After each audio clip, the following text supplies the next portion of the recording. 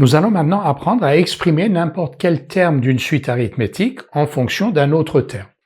Soit UN une suite arithmétique de raison R, M et P deux entiers naturels, alors UM égale UP plus M moins P fois R. UM égale UP, ensuite plus, on met M moins P fois R. On va rapidement justifier cette égalité. UN est une suite arithmétique de raison R. Donc, pour tout M de grand N, on a UM, c'est ce que l'on a vu, égale U0 plus M fois R. Ça, c'est une relation que vous connaissez, UM égale U0 plus M fois R. Pour tout P de grand N, on peut écrire la même chose pour le rang P. UP égale U0 plus P fois R. Et donc, en retranchant membre à membre ces deux égalités, on obtient UM moins UP égale donc U0 plus MR moins U0 plus PR, je vais l'écrire, U0 plus MR moins U0 plus PR, qui donne donc UM moins UP égale, les U0 se simplifient, M moins P fois R.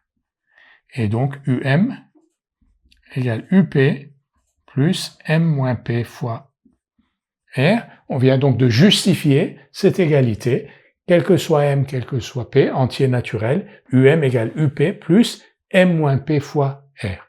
Nous allons tout de suite faire un exercice d'application. On nous donne une suite arithmétique de raison 3 avec U7 égale 1, donc on ne nous donne pas traditionnellement, on donne le premier terme U0 égale quelque chose, ici c'est U7 qui est égal à 1, et on nous demande de déterminer U3 et U0.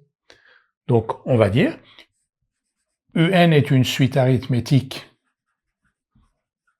on va appliquer donc ce résultat, UN est une suite arithmétique de raison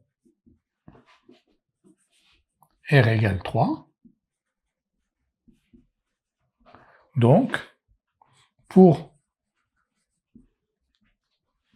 tout M et tout P de grand N, qu'est-ce que l'on a? On a UM égale UP plus M moins P fois R, c'est-à-dire M moins P fois 3. On va donc appliquer cette égalité, cette relation, pour déterminer U3. Comment on va faire? Donc, on cherche U3, donc M égale 3, on connaît U7, donc P égale 7. Donc on va écrire avec M égale 3 et P égale 7, on obtient, alors là je fais vraiment l'application, donc U3 égale U7 plus 3 moins 7 fois 3. Une fois que vous êtes habitué à utiliser la formule, vous dites UN est une suite arithmétique de raison R égale 3, donc U3 égale U7 plus 3 moins 7 fois 3, donc vous ne remettez pas tout cela, ça je le mets pour vous habituer à utiliser cette formule et voir comment on fait. Donc, comme c'est une suite arithmétique, pour tout M et tout P de grand N, UM égale UP plus M moins P fois R, c'est-à-dire 3, on cherche U3, on connaît U7. Donc on remplace ici M par 3, P par 7, U3 égale U7 plus 3 moins 7 fois 3. U7 c'est donc 1, 3 moins 7 moins 4 fois 3 moins 12.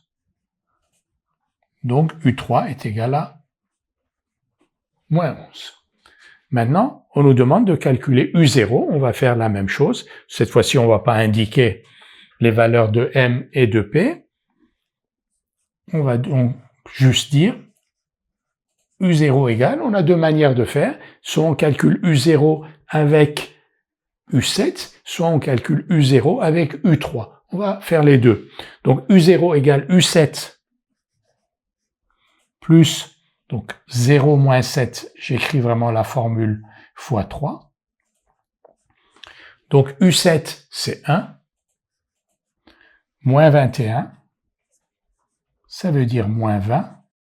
Et si on n'avait pas utilisé U7 mais U3, on aurait écrit U0 égale U3 plus 0 moins 3 fois 3.